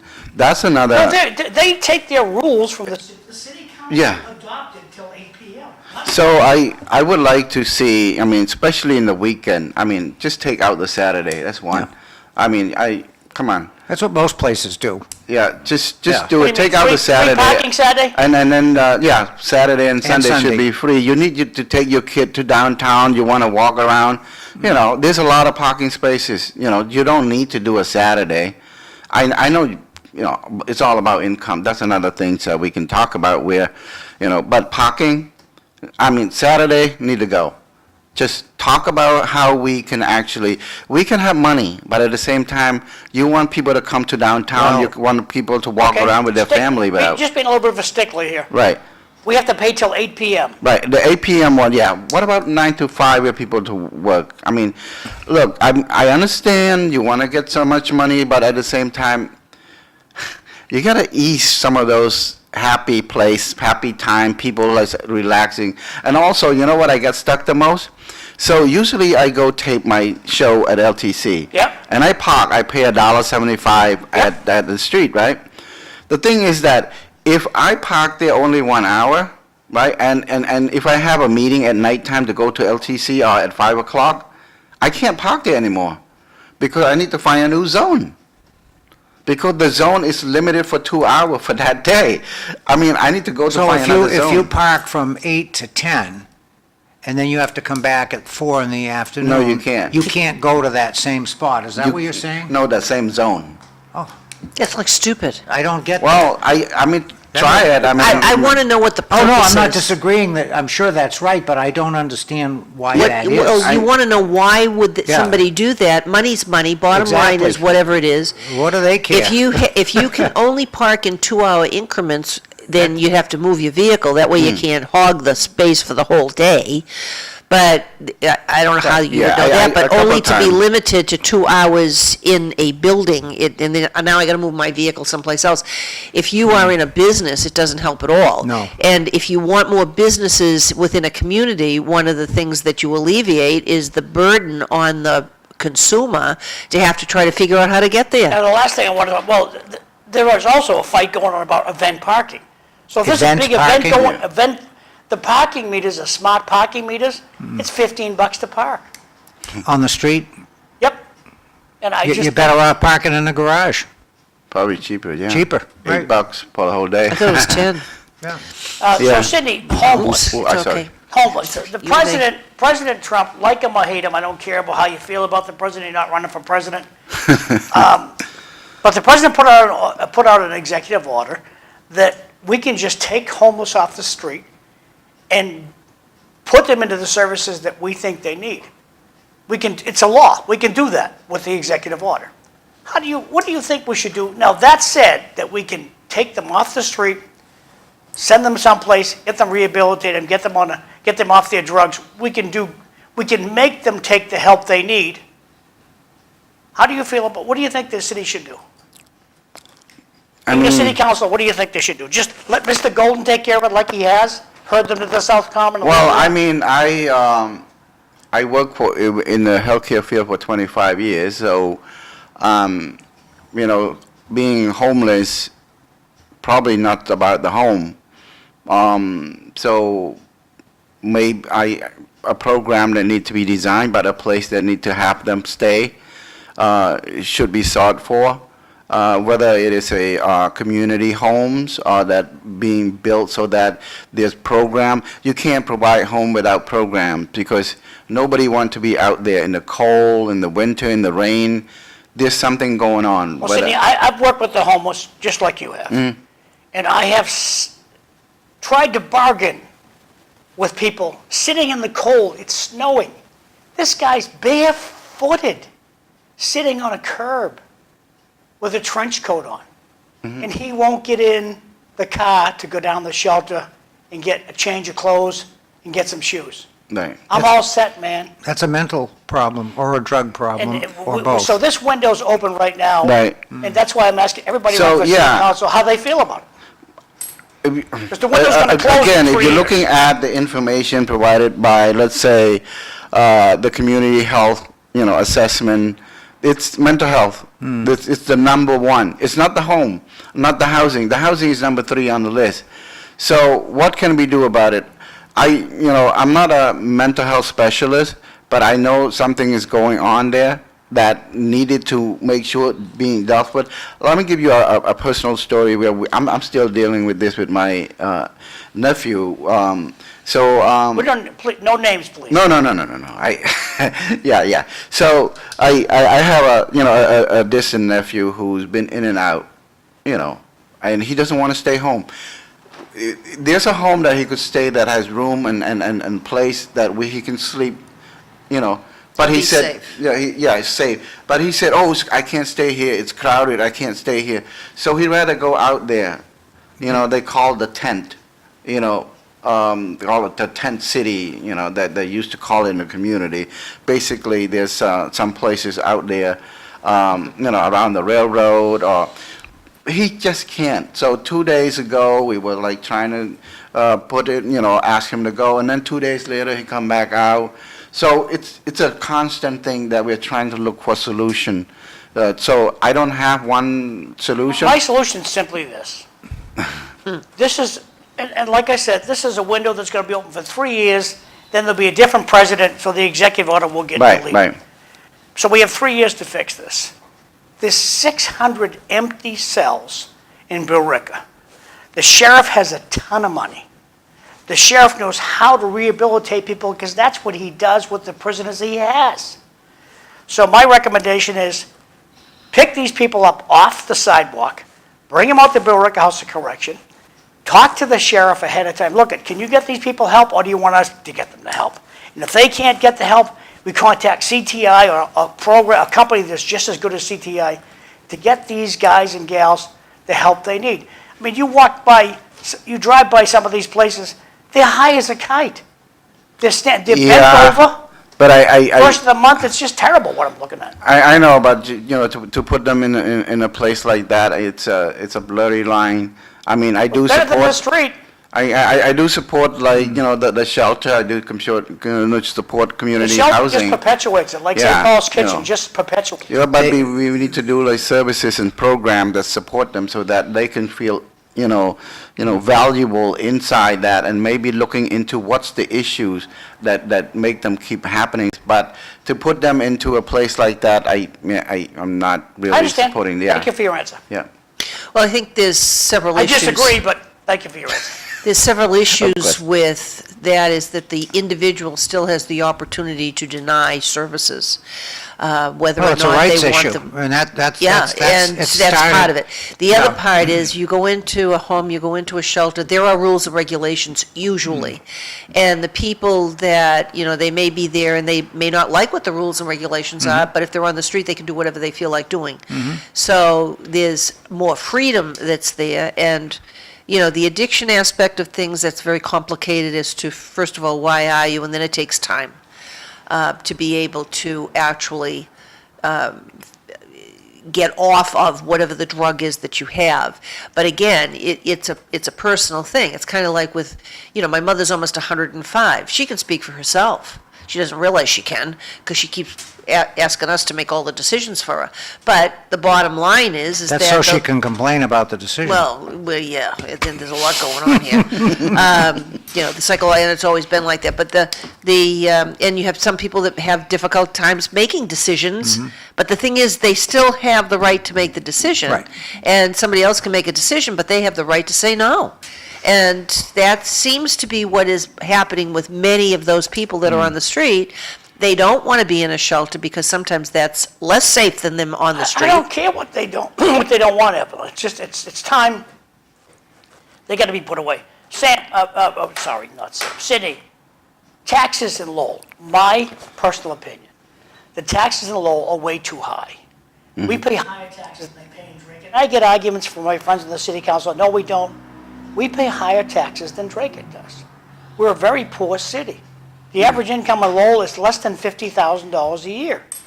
And tax bills are outrageous.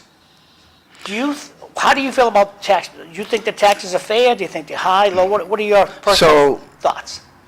This two topic that you brought up right now, taxes and mental health, homelessness, we talk a lot during our outreach in the community.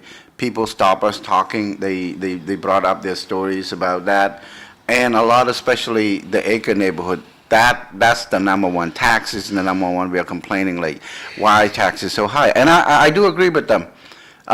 It's right now, you just open this door where, we're going to do 2%, 3%, 2%, 3%. It just doesn't do anything to stop that. So I'm asking is that, okay, is there a way to just tangle it and make people feel relief? We got this surplus, right? I think it was like, what, $791,000, something like that, and they put into the rainy day fund. Why don't you set something up and We're make? 50 million over on the high school. 50 million. We Yeah, have so you gotta pay for that somehow. Yeah, no, yeah. But people are really hurting out there, and also, now this is gonna be making people angry a little bit, where like we keep adding more staff into, the city budget. Why you keep adding more $100,000 staff? apiece. Right, and then where's this money coming from? The parking, or where this money from? There's only Taxes? one way to lower your taxes. Spend less money. Right, That's it. No more discussion. That's it. You want to have lower taxes, you spend less money. If you So- spend less money, it means you have to cut the budget. Or you Right. have less Okay. services. The other thing that Well, happens, It's the same thing. Yeah, So, but you- so you- if you spend less money, something has to be cut, okay? That's the problem. but if you People don't look wanna at, cut their budget. the staffing issue, Right. one day, it's gonna be staff reduction. I don't know when, maybe Has to- 5 years, has to 10 be. years, so Has to be. therefore, we already starting a problem here by adding more stuff without even doing more, I guess, study into why we adding all these things. Well, one of the mistakes that they made in Lowell, in my opinion, and in many other communities, we didn't do this in Chelmsford because our town manager was too smart, okay? When you got all the ARPA money, all right? That's one-time temporary money. You get an infusion of $20 million, and that's it, you're not getting it again. Right, Lowell and many other communities, they went out and they created staff positions funded by ARPA money right, without any thought to how do what we keep happened after that? paying for those positions after the ARPA money goes away. right. And Lowell did it, Westford did it, it wasn't Mm-hmm. just Lowell, I mean, some smart towns out there made that mistake. Mm-hmm. All right? Sam, when you're done, read these three. And then they had to cut the staff when the ARPA money went away, okay? Don't forget about the old Fury's Bar. That area will be a disaster if the city approves the project. J, everyone knows that the shelter is outdated and needs to be addressed. J, the taxes are only going to go up. Someone has to pay for the high school disaster. So the high school disaster, what does that mean? So they're way over budget on the high 50 school? he million. just said 15 million. 50. 50. Oh, Right. 50 million. 50 million. And on Yep. top of that, Doesn't surprise me. Isn't the completion line date is going to move up They to pushed like, it out? to like what, December 2026 now? Yeah, I don't well, pay completed. attention to that stuff. I just look at the price tag. He's looking at the bottom line. So on your 50 million overrun, it's up to the state to determine whether or not you have, the city of Lowell pays their 10 cents on the dollar or Right. not.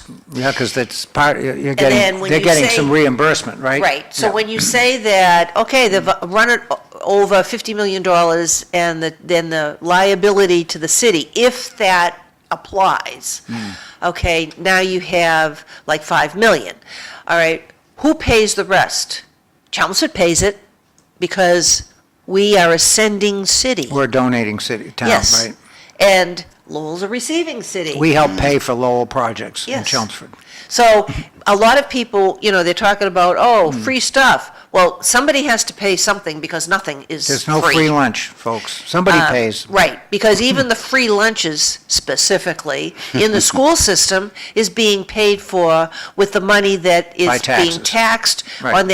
on what is it, the amendment that we passed or whatever it was that said that there's increases in taxes on millionaires and that increase of 4% is going to go to education. So what does the governor do? The governor takes that money and instead of putting it into the secondary school and the primary schools, education. We can give free tuition to Middlesex Community College. Never mind fixing the issues and the problems in the regular public schools and maybe funding some projects. That's and too maybe hard. looking at things. They're going to now add programs for that particular money. Mm. And we still have the issues where we don't have enough money in the school systems. Yes, it helped, But the problem is, they're not fixing what the original problem is, and why many people, never do. and especially educators, said that they wanted to have this additional surtax.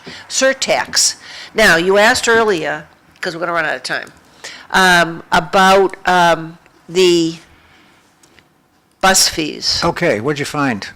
Lowell Public School students in grades K through 8 have free bus service to their schools. Regardless of where they live. Yes. Okay. Well, it doesn't give any conditions here. All right. While Lowell High School students, grade 9 through 12, receive free LRTA bus passes funded by a state pilot program. Question is it going to continue to In be a other words- pilot program? in other words, Or is there taxes, more? right. Meaning there are no fees for public school transportation. Okay.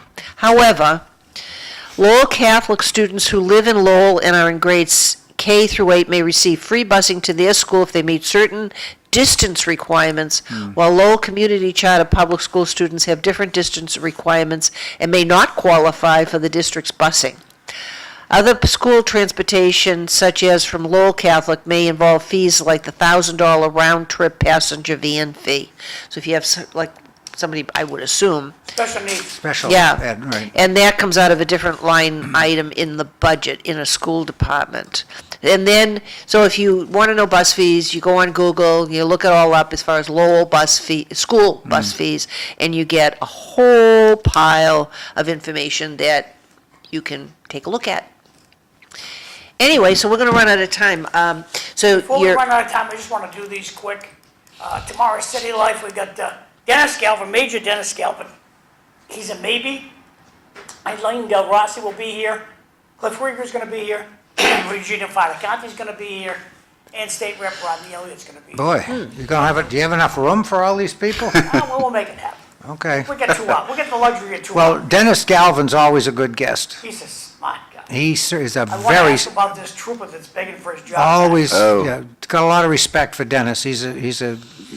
You're right, he's a smart Dennis is a guy. retired major from the Massachusetts State. Correct. He's a brilliant guy. Yeah. So, and then, comment for the audience, and then they robbed that funding for newcomers. I don't know what that means, but back to you guys. Time is short, Ev. so, anyway, we asked you how your campaign was going. It seems Yeah. to sound as if it's going very well. You've walked almost all one of the huge neighborhoods, and I'm sure you have plans to continue to go Yeah. through the rest of them. You have flyers that you can hand out. You have yard signs that are available.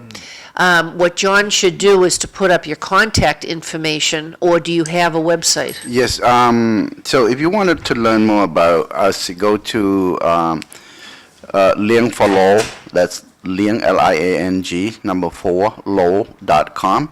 There's some information there, and also if you can type in my name on Facebook, you'll see it.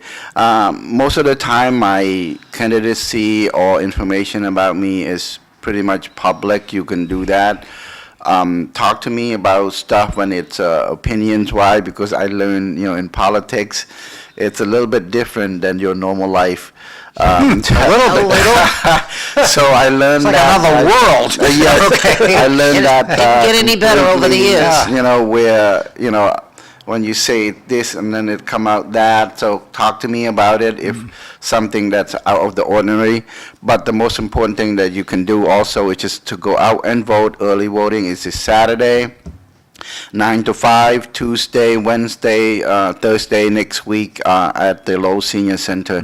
It's very important. It's very important. While I, hope that you vote for me, but if you don't even vote for me, just go to vote for your favorite, candidate, so that you can always keep that habit, keep that tradition going, because many, many people lost their lives just to give us the right to vote, and we should not just take that for granted, and we should go out and vote. Information about me, and I just want to give shout out to all my small team that really supporting me every single day. Sometimes we text back and forth. I got you got Yun Juice, of course, my our treasurer. Without her, I wouldn't know what to do either. So having Yun Ju around give me all this leeway of running around throughout the city and talk about the many things that affects the community. And Again, like I said, that we might have our platform and everything, but there's something that's working in the community that really needed. It's just their basic needs: food, safety, those kind of things, and health-related wise.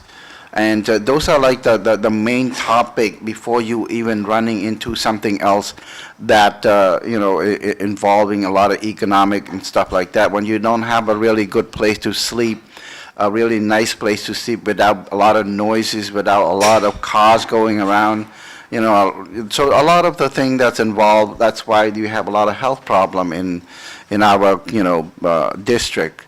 And it doesn't matter if I ask people to read or not, but the most important thing is get out and vote. We can change something little by little. We can change it. We definitely can do something about it. Give me a chance, and if it doesn't work, so I'll just years. I have the experience of working with the city, again, faith-based, community-based organization, the local private partnerships. I work with all of them, and I work with different community across the city, ethnic community as well, too. So, go Sidney, that's what they say. Go and vote. That's good, because as a candidate, you have to talk to people, obviously, and you have to ask for their vote, which you just did. People like to be asked for their vote. And I know lots of folks, if they're not asked for the vote, they're not going to vote for that person. So it's very important. And I hope that when the numbers come back, you're going to do well. But I hope the percentages are up. The last several election cycles, not just Lowell, but all the towns around, local elections, in some cases you're talking 4% of the registered voters vote, and it doesn't, very rarely gets higher than 15 or 16%. And those numbers are abysmal. They're horrible. And as Sidney said earlier, the local election is the important election. That's where the rubber hits the road. 60 seconds. The locality Less. provides your services. If you want to impact your community directly, you get out and you vote for folks like Sidney, who are going to have a direct impact on how the city provides its services and treats its residents. So, very important. Okay, well, thank you very much for being Thank with us you, this Evelyn. morning, Thank you, and we Sam. wish you well. Thanks for getting up extra special early again for us, Sam and John, and we wish Bob well. And Yep. we hope to see you for our show next Thursday. We have Corey Belanger coming. Everybody stay safe and have a safe Labor Day weekend. Yes. See you tomorrow. Aye.